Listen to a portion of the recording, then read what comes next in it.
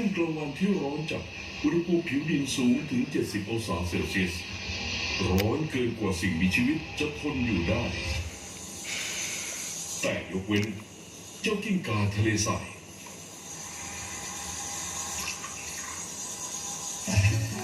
มันยกขาสลับกันไปมาเพื่อให้แต่ละข้างได้คลายความร้อน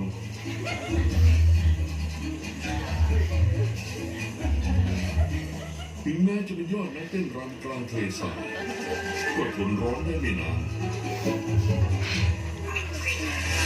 ร้อนทำไม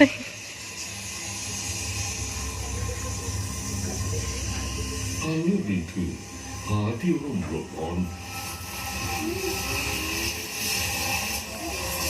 หญ้าบนสันทรายคือพืชชนิดเดียวที่แทบไม่ให้ร่มเงาแต่ว่าใต้ผิวทรายก็เย็นกว่าเยอะเลยทีเดียว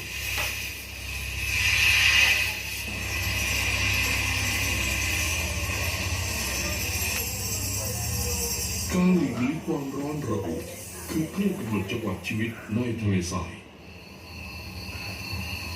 สัตว์หลายชนิดที่นี่เลือกวิธีที่ง่ายที่สุดคือซ่อนตัวอยู่ตลอดวันและออกมาตอนกลางคืนที่อากาศเย็นกว่า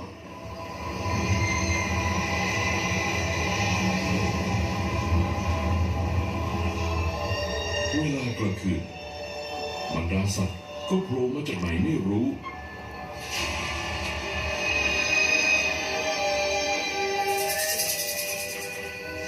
และหนึ่งในนั้นที่เลี่ยงไม่ได้คือสัตว์นักล่า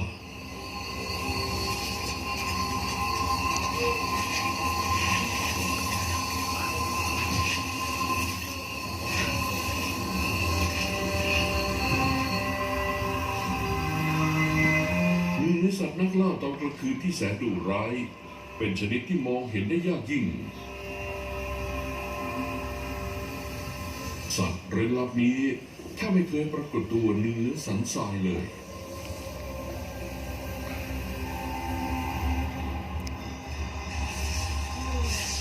แต่บนพื้นทรายก็มีร่องรอยที่พอจะบอกได้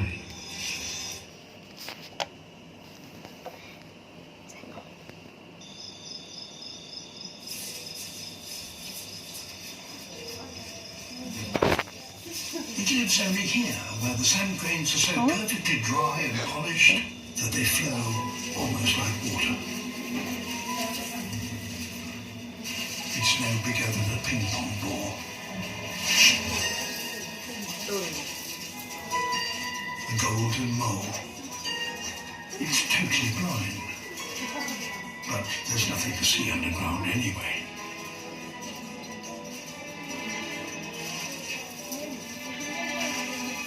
Instead, it has superb hearing.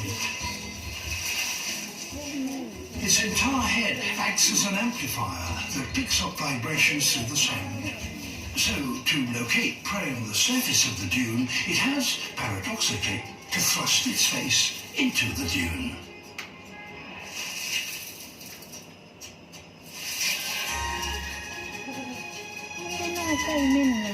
Termites.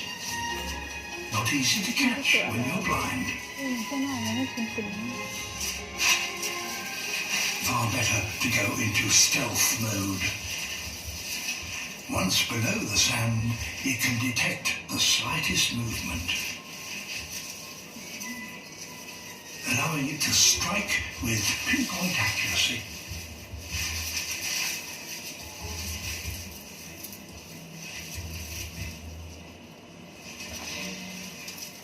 Well, most of the time.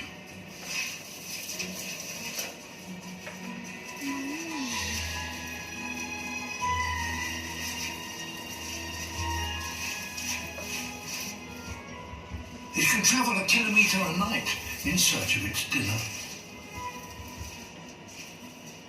And right now, it has just detected its main course. Little wonder it's sometimes called the shark of the dunes.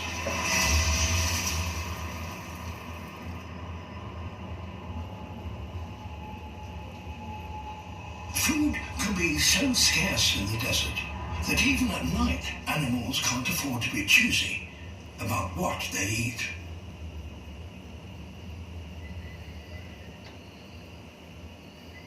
Israel's Negev Desert.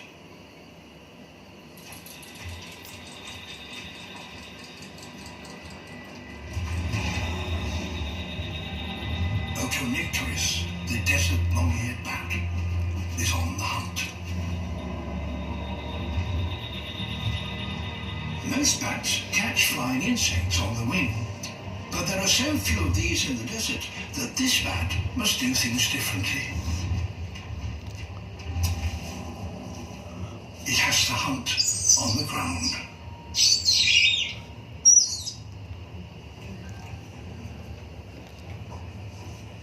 But what really sets it apart is what it's hunting.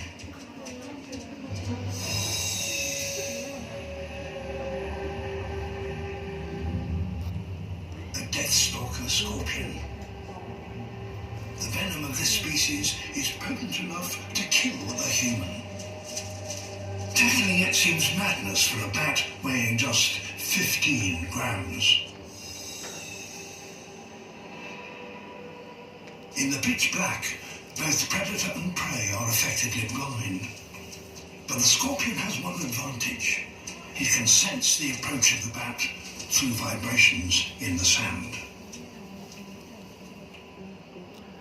Otonicteris must rely entirely on its hearing.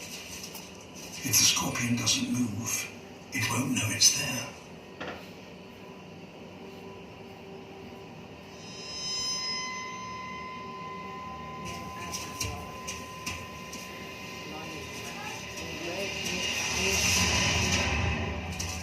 The battle is on.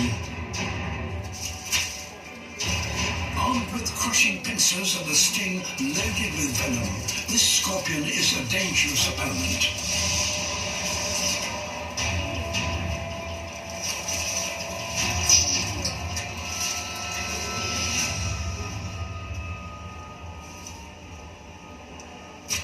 A direct strike on the head. Is it all over? Not for this bat.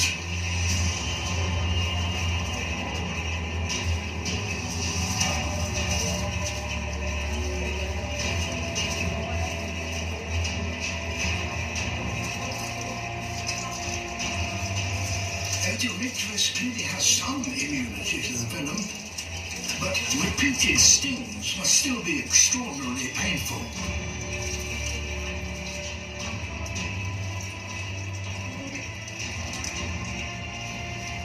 And if the bat is not to go hungry, it must catch another 3 scorpions before sunrise.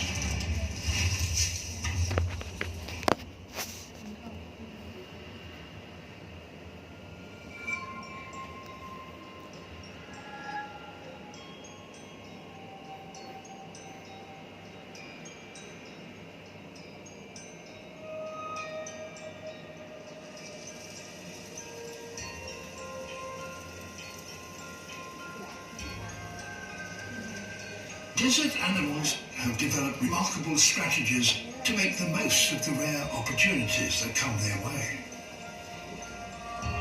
Although some deserts may not see rain for several years, most will hold a little water in one form or another.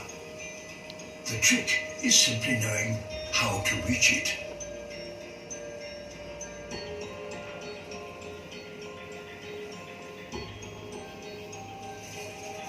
Dawn in the dunes of the Namib, and something magical is happening.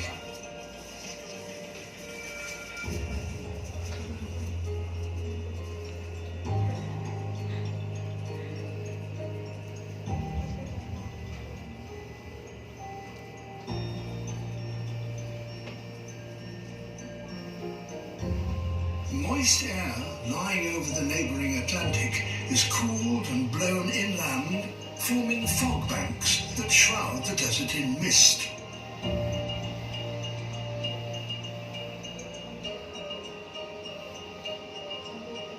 This precious moisture lies tantalizingly out of reach at the top of the dunes, and it won't last long. It will be burnt off by the sun just hours after it rises.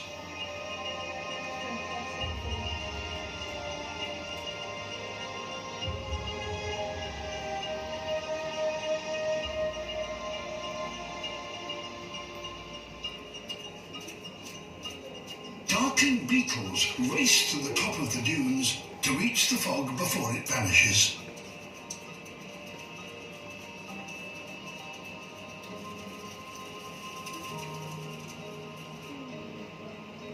Some of the Namib's dunes are 300 meters high, the tallest in the world. For a beetle no larger than a thumbnail, this is the equivalent of us climbing a dune twice the height of Everest. But even more impressive is what it does next.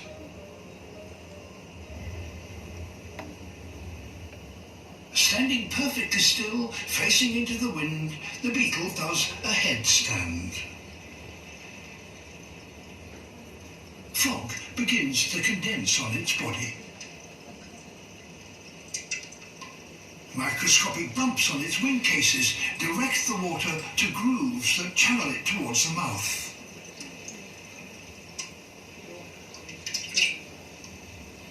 Before returning down the slip face, it will drink 40% of its body weight.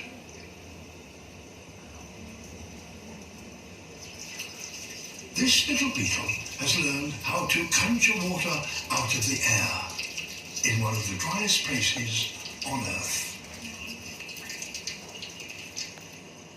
And it's not alone on the top of the dunes.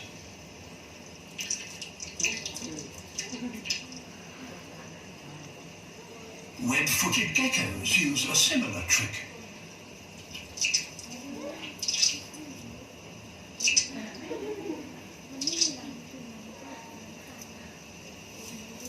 Surely, few animals go to greater lengths to get a drink.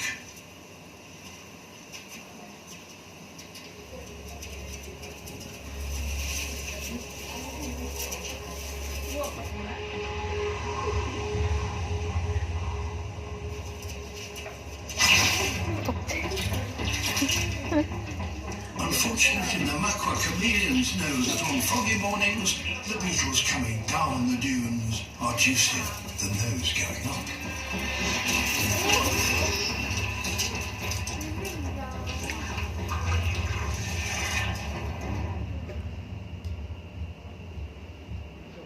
The diversity of life that thrives in a world almost totally devoid of water is truly remarkable. Success in the desert depends on an extraordinary variety of survival strategies that have evolved over millions of years.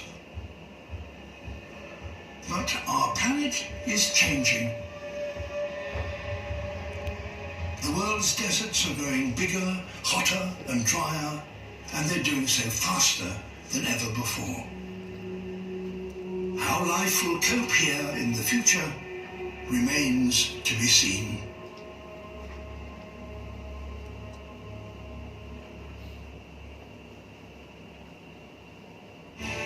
Next time we journey to the world's Great Plains, where spectacular gatherings of wildlife cope with extreme change, อาจารย์ต้องมีที่มา and ให้อะไร surprising วะ creatures survive in unexpected ways.